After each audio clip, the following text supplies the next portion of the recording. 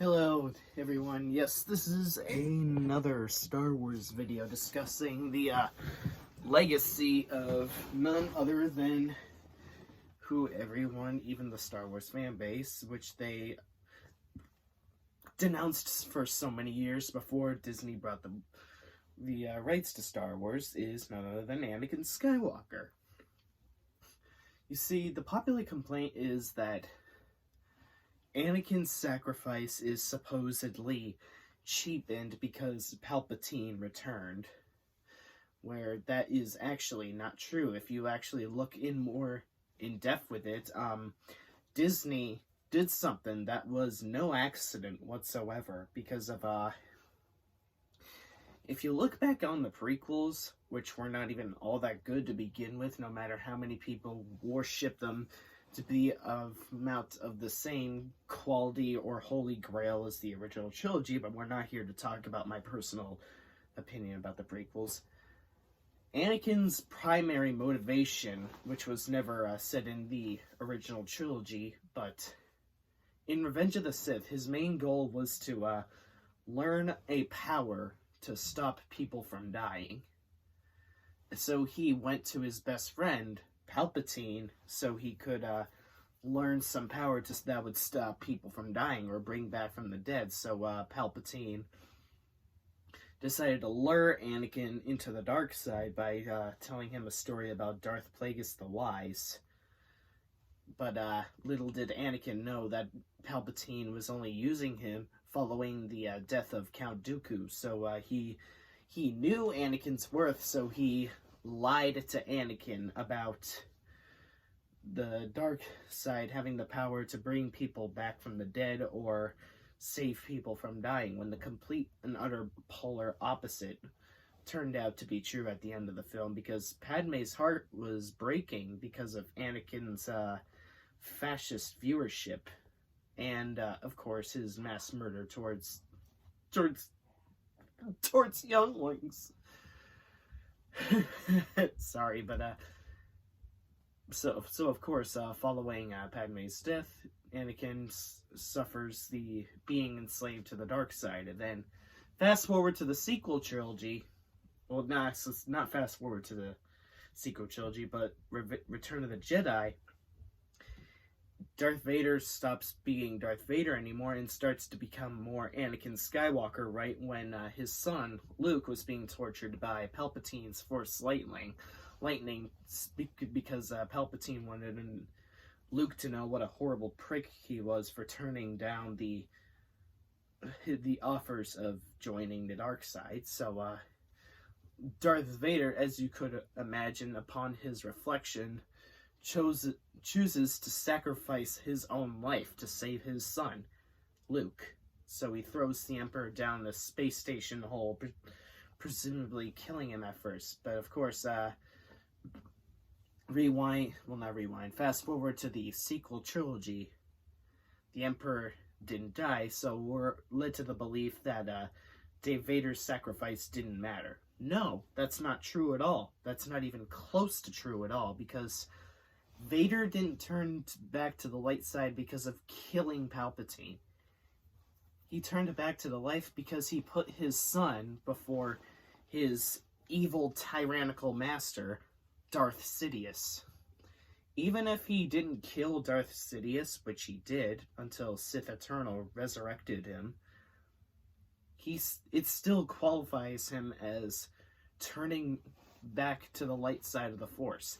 He cared about family more than his master that was torturing his son to death, which wouldn't have been the first time where someone that Anakin truly loved died because of the dark side. I mean, it's even said in the film.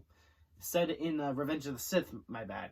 Padme's heart was breaking because of Anakin's fascist viewpoint, or implemented fascist viewpoints by Palpatine. She died of a broken heart because of the perspectives of the Sith. So since Anakin realized that wasn't working out for him, he decided to sacrifice his own life so Luke could live. if Darth Vader didn't do that, who knows how the sequel trilogy would have unfolded in the first place. Because Darth Vader became a Jedi again because he saved his son from dying. He did what he couldn't do with Padme. Then fast forward to the sequel era, where Kylo Ren, or Ben Solo, turned to the dark side because his heart was already being turned by Snoke. But Luke, because he had a dreadful vision of Kylo being seduced by the dark side of the Force, Luke raises his saber to his nephew, much like how Luke raised his saber to his father, Anakin Skywalker, aka his alter ego, Darth Vader. So if you think about it, Ben Solo's journey in and out of the dark side is practically Anakin's story, but in reverse. Because Ben Solo, in The Rise of Skywalker, did what Anakin also failed to do. If anything, Ben's grandfather, Anakin, would have been happy for Ben Solo. Because in Revenge of the Sith, Anakin failed to save his girl Padme because he thought the dark side had the power to save people from dying. But that, of course, turned out false at the end of said film. Whereas The Rise of Skywalker, on the other hand, since the concept of Force healing, which was already in Legends to begin with, so it's obviously no stranger, Ben Solo did what was thought the impossible. Following Rey's victory against the Emperor, also her grandfather, she was practically dead. She was on the floor dead. No signs of her breathing, no nothing. Nothing at all. She was on the ground completely dead. Meanwhile, a wounded Ben Solo, limping, following his successful climb out of the ditch that he was thrown in, decides to walk over to Rey's initial dead corpse. So Ben Solo decided to sacrifice his own life so Rey, his girl, could live. Think about that. Just give time to really ruminate about that a little bit. The beginning of Anakin's journey to the dark side started by him trying to save his girl, until that, of course, failed, so he became Darth Vader. The end of Anakin's turn to the dark side started off by Luke raising his saber to him, and then the beginning of Ben Solo's to the journey of the dark side was started off by his uncle Luke raising his saber to him, and then the end of Ben Solo's journey with the dark side happened because Ben Solo, his primary reason of turning back to the light was to save Rey from dying. So essentially, Ben Solo's story is essentially Anakin's story, but in reverse. Ben Solo turned back to the light side of the Force to save his girl Rey from dying, and Anakin turned to the dark side to try to save his girl Padme from dying, but failed. That happened with the beginning of Anakin's story and the end of Ben Solo's story. Mind fucking blown. That is no accident at all. That is obviously not even close to an accident. I am surprised by the brilliance that Disney has provided us. Lots of fans, even the most invested fans, tend to overlook this, but I am arguably I think I am one of the first people to notice this, because one of my friends noticed this when he said that Ben Solo did something that Anakin failed to do. So in result, Ben Solo ultimately would have impressed Anakin. Hell, Anakin in the movie even said to Rey, "Bring back the balance, Rey, as I did." So if anything, Anakin's legacy was significantly cemented. It has made even the prequels watchable for me again. I really mean it. And this is coming from someone that has never been big on the prequels whatsoever. I mean, I can rewatch Phantom Menace here and there. Attack of the Clones, still an absolute dumpster fire of a Star Wars film to this day. Revenge of the Sith, I still enjoy from time to time myself. But because of the rise of Skywalker, it has made Revenge of the Sith more watchable. Based on its storylines and plot points and character arcs. Anakin in the Star Wars universe is thrilled for both Rey and Ben Solo. That Ben Solo essentially completed he basically completed Anakin's story in a way. Because he did what Anakin always desperately desired to do in Revenge of the Sith. He tried like all hell to save Padme from dying based on his horrifying visions of her kicking the bucket, but of course failed to do so because of Palpatine fishing for his gullibleness. So in result, Padme died of a broken heart.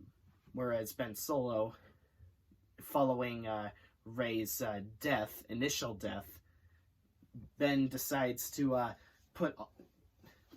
give all of his life back into Rey, because he decided that since there's nothing else left for him in the galaxy except for Rey, he decides to help bring Rey back to life. In other words, sacrifice his own life so Rey could live. That is what makes me extremely impressed with the new Star Wars canon. I am